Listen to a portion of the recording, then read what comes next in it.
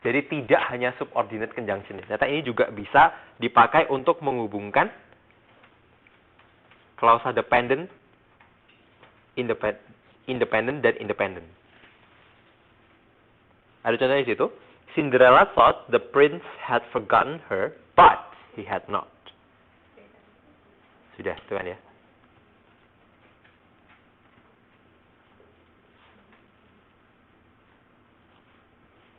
Terus kalau yang atas itu ada dependent. Jadi saya nggak bisa kasih waktu untuk baca satu-satu karena waktunya udah mau habis. Dibaca sekilas aja. Tanyakan kalau misalnya ada yang kurang ngerti. Jadi kalau clause dependent berarti dia pasti bagian dari sebuah kalimat yang ada independent clause-nya sendiri. Cuman yang Anda hubungkan itu dependent dengan dependent.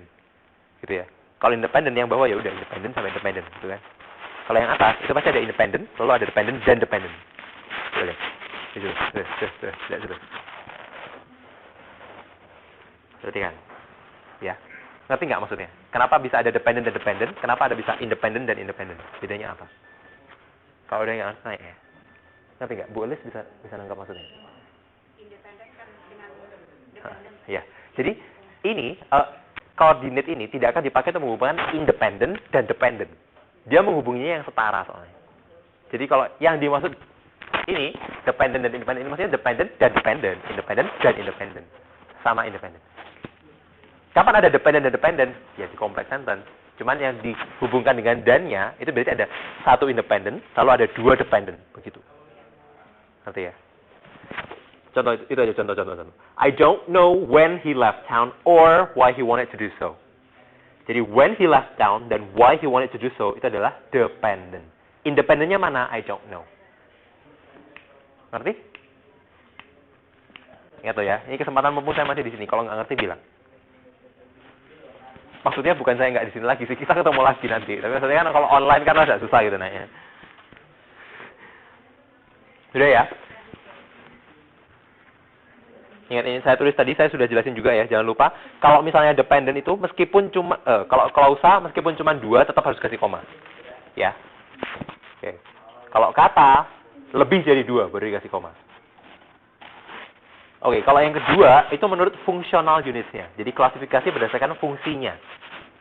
Itu disitu ada subjek, predikat, modifier atau objek. Ada yang perlu dijelasin nggak modifier itu apa? Modifier itu adalah adjektif. Jadi dia menggabungkan subjek menjadi compound subjek, predikat menjadi compound predikat dan seterusnya. Itu ya. Yang perlu Anda hati-hati di sini adalah penggunaan kata kerjanya nanti. Bentuknya jamak atau tunggal. Ya, contoh saya itu ya. I and my brother have a friend. Itu ya. Tapi kalau misalnya saya ganti or, nggak kayak gitu nanti. I or my brother need a friend. Bener nggak itu? Perhatikan. I or my brother need a friend. Bener nggak itu? Bener nggak? Kemarin yang udah bilang, kayak saya ingat ada yang sudah membaca bab awal tuh siapa ya? Luar biasa. Coba kita tanya Mbak Fitri. Bener nggak Mbak? I or my brother need a friend. Bener nggak? Betul. Kenapa?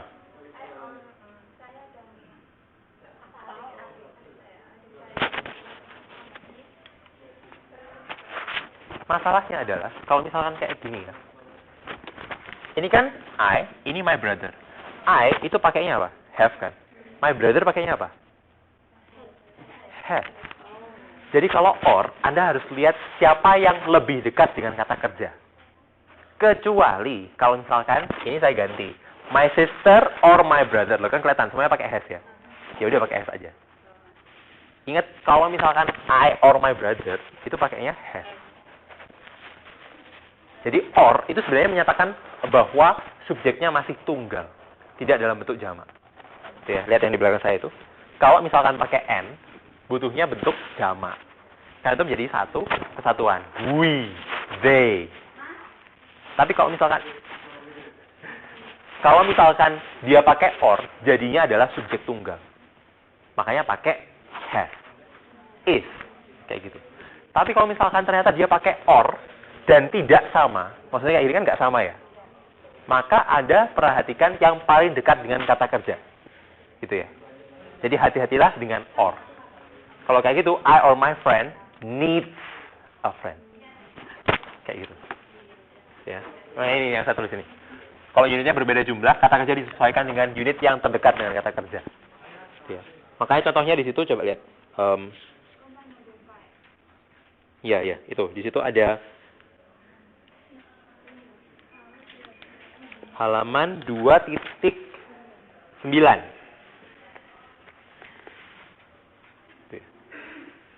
Kalau misalnya ditulisnya the referee or the players, jadinya are mistaken. Tapi kalau the players or the referee, jadinya is mistaken. Kalau misalnya itu kebetulan playernya cuma satu gitu ya. Jadi the player or the referee. Pakai apa? Sip. Gitu ya. Kan sama-sama satu nih. The player or the referee. He or he. Kan berarti kan is kan. Pasti kan. Tapi ini he or they. Pakainya yang mana dong? Yang paling dekat. Gitu ya. Next. Subordinate. Lah kalau misalnya tadi kan sama ya, yang setara. Klausa sama klausa, independen sama independen kayak gitu kan. Kalau yang sekarang subordinate itu berarti lintas kelompok. Satunya independen, satunya dependent. Itu ya, menghubungkan dependent clause dengan main atau independent clause. Ya, bisa jadi mengawali adverbial atau noun clause. Kenapa kok adjective nggak disebut? Masih ingat nggak? Tadi kan ada adverbial, ada noun, ada adjective. Kenapa?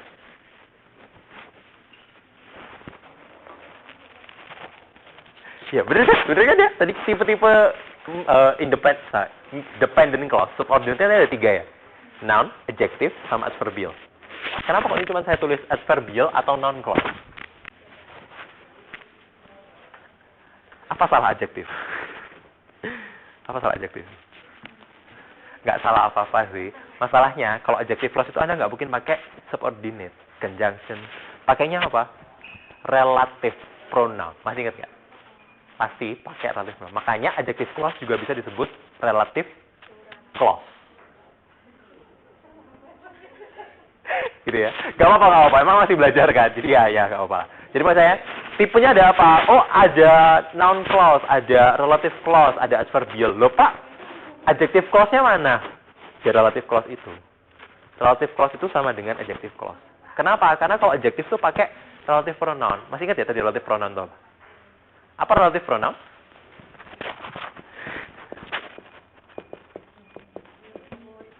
Dan seterusnya. Ya. Itu namanya relative pronoun. Gitu. Jadi sebenarnya kan kata tanya. Tidak semua kata tanya loh. Ya, ingat ya.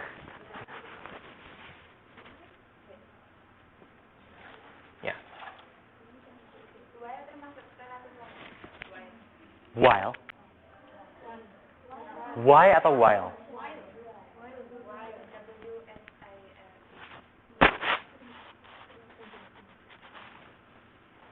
Sudah ya? Nah, kalau yang ini, itu sudah. Sebenarnya Anda bisa baca sendiri. Ini cuma membedakan dia single word atau two word. Sudah gitu aja. Cuma ada jenis-jenisnya dan fungsinya untuk apa. Bisa sih saya jelasin. Atau gini ya. Waktunya kan tinggal 15 menit. Gak banyak sih, udah mau habis kok. Salah, masih ada ya, lumayan. Random aja ya. Jadi, yang penting 10 dapat giliran semua. Ini yang pertama. Jadi tipe pertama subordinate conjunction, single word. Berarti artinya katanya cuma satu, ya, seperti itu. Sudah ada contohnya. Dipakainya juga sudah saya jelaskan kan? Ada yang bisa kasih contoh kalimat? Ya, di buku juga ada sih. Di buku juga ada sih.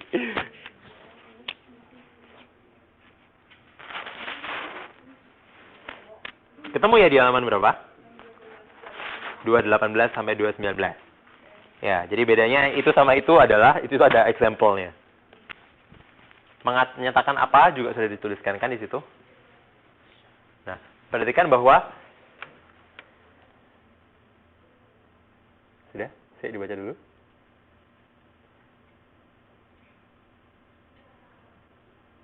Itu, sudah?